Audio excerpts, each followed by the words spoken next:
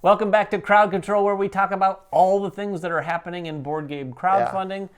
We usually get everything. Sometimes we miss some things. There's a lot. We go back and catch it. There is a lot out there. We're going to talk about a few things this week.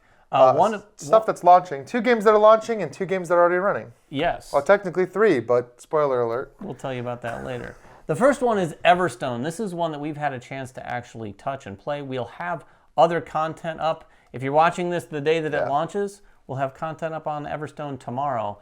This is from a new publisher, and I have to say, the graphic design of this is what pulled me in. And the artwork. I mean, all of the whole look of the whole package. That's what I mean, the artwork and the graphic design. This is a new publisher, and when they reached out, I saw this, I was like, well, this looks legit. And this is a while ago that they had their prototype and everything ready, so we've had this for a bit.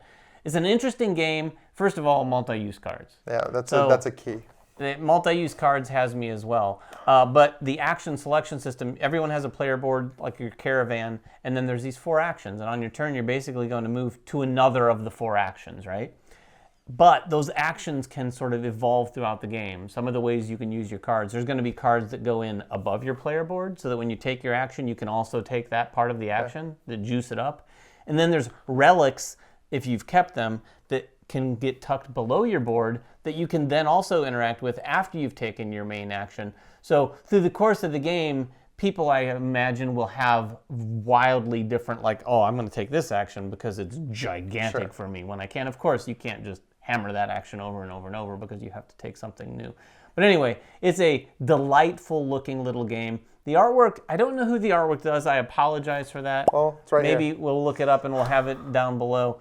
But it has that sort of Andrew Bosley-ish sort of vibe. It's not Andrew Bosley. No, I know that style you're talking about. I think the audience should know. That playful vibe that I really like. This style right here. Exactly. There's artwork flying around the screen.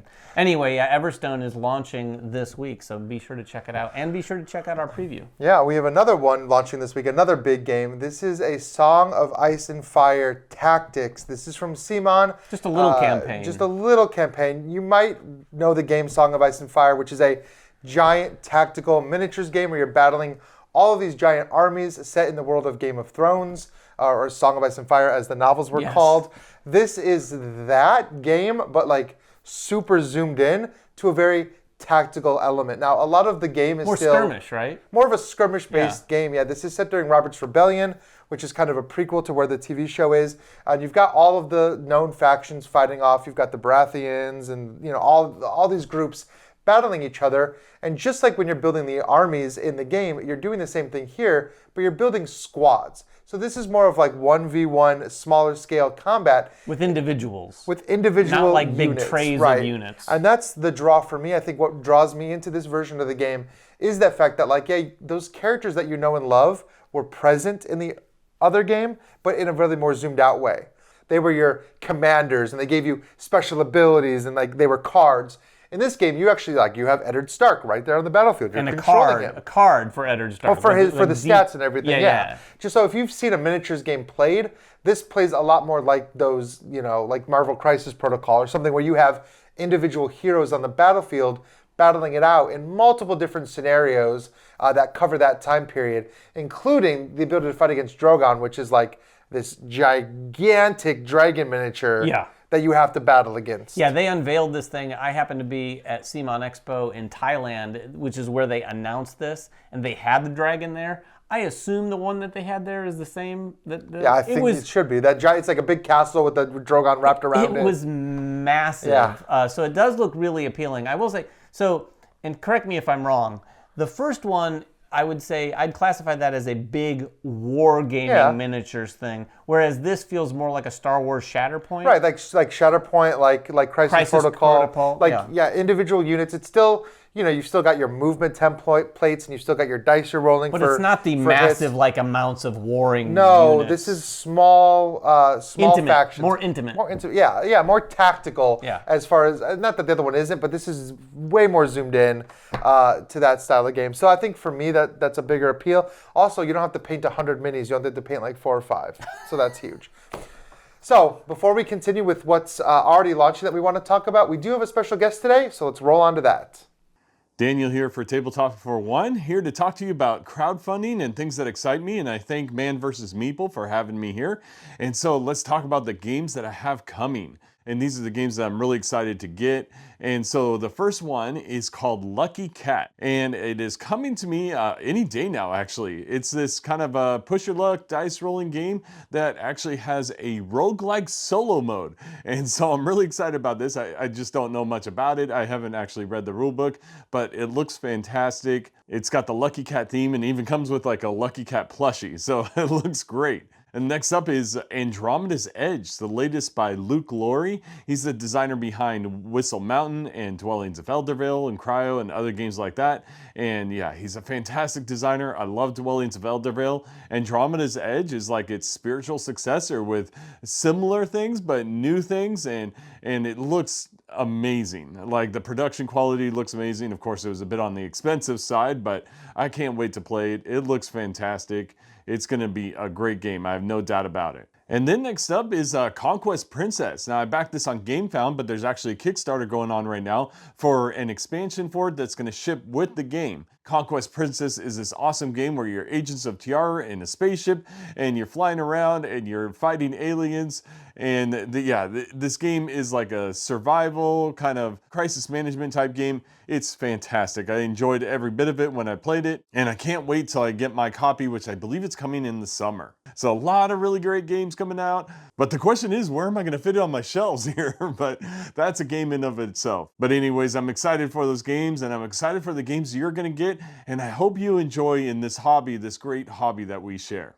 And we're back. Thank you so much. It's always great to see what people are excited about in crowdfunding, but now we're going to talk about a few games that are actually already running on Kickstarter.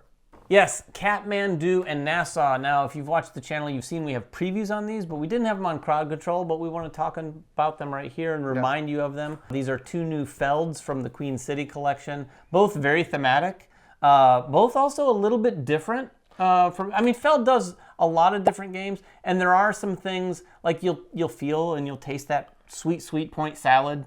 He always has the point salad, but I want to point out something you said to me where I think as far as the Feld spectrum goes, these are more Oracle of Delphi than they are Marrakesh. Yeah, I would say so. You said that to me. Yeah, I think I stand by those words. I stand by those words. But the last thing we wanted to talk about, and we've done one video on this, and I want to talk about that. It's not going to be the last one. It's not the last one. Is Altered. This is one that Ryan and I both backed, and since it launched, I don't know how long ago now, 2 weeks? About 2 weeks. It is just, as of recording this, just recently crossed over the 2 million mark. That's huge. For TCG, that's huge. When it launched, I thought maybe they'll hit 2 million at the end. I don't know where it's going to end up going, but I think they've run the campaign very well. We did a video after we both backed it and just talk a little bit about it because we're really excited about this game. There's some people in the comments that came out and said, you basically kind of like saying, oh, you're scripted. No, we're not shills for that. In fact, they're not paying us to talk about it. We paid them to talk about it. We backed it. We're both backers of this one. Yeah. So we're both very excited about it. We got to play it on BGA. And just the fact that this TCG has now reached the 2 million mark. Originally, when we were talking about the year of TCGs with like Lorcana and Star Wars, and there's a few other ones, we weren't sure how well this was going to do because this one seemed like it was going to fly under the radar. But this is not flying under the radar. $2 million. For sure it's not. And a lot of people are paying attention to it now. In fact, it was on the hotness of BGG just the other day. So a lot of people are taking notice. I fell in love with this, and you can hear all about that in our other video. Yeah, link down below. But I wanted to talk a little bit about the fact that it's done so well, and I think it's partly, and I'm no Kickstarter expert, even though you're watching me talk about it right now, but the stretch goals that they've rolled out have been phenomenal on this. They've just made the product that backers are going to get better and better, not by adding more, like a lot of Kickstarters do, but by tweaking the balance of what you're going to be getting in the booster packs and the rarity drops. You're going to get more rares. You're going to get more uniques. You're going to get more foils. Yep. You're going to get more of all the stuff that will normally be in those packs. But once it hits retail, those are going to be at the base level of drop rates. Yeah, I've never seen something like this where they've taken, like, they're obviously doing a separate print run just for fulfilling the Kickstarter. Yeah, they even had a survey for what icon do people want at the bottom of their card. They're all going to have a special Kickstarter backing. So, like, if you think this is a game that's going to have some collectability, getting those cards with the Kickstarter icon on them, like having that on there, meaning it's the first printing, those could be pretty valuable. Now, I'll ask you a question. I'm still in at the level where you just get 2 starters and 1 booster box. I'm above that. Oh, did you go? I'm not the $5,000. I am not no. at the $5,000 level. But here's the thing: is like they just announced in a lot of those updates, like they have acrylic tokens now. You can go add those on. You could add on playmats and deck boxes, and you get 2 starter decks as part of the pledge, and then you go add your other. I'm not going to say the total that I'm up to, but it is an investment. I'm going to guess it's in the $300 to $400 range. It's an investment. I'll say that. But it's a game I'm happy to invest in. Because I'm just really excited about it. Yeah, I definitely want to try it. I'm still at that 160 range, so I might take the approach of trying it, seeing if I like it, and then buying some of the later See, packs. I'm afraid that I'm going to love it, and then I'm going to be like, oh, I wish I had everything with a Kickstarter logo on. Like, I wish I had that better drop rates. If I'm going to buy a box, I'd rather buy a box now when I have a better chance of getting some of those unique cards. So they are doing a really good job of getting people to keep adding on to their pledges for sure. Yeah. Anyway, let us know what you think about any of these. But I'm interested in particular if you've taken a look at the Altered campaign. Yeah. Tell us what you think about what's going on there. Even if you're not a trading card game person like myself, it might be something you're interested in. I certainly was. Anyway, that's everything going on every which way for crowdfunding. If you have any questions at all, please make them in the comments below. We'll get down there and talk with you. Until next time, make sure everyone has fun at the table, and we'll see you then.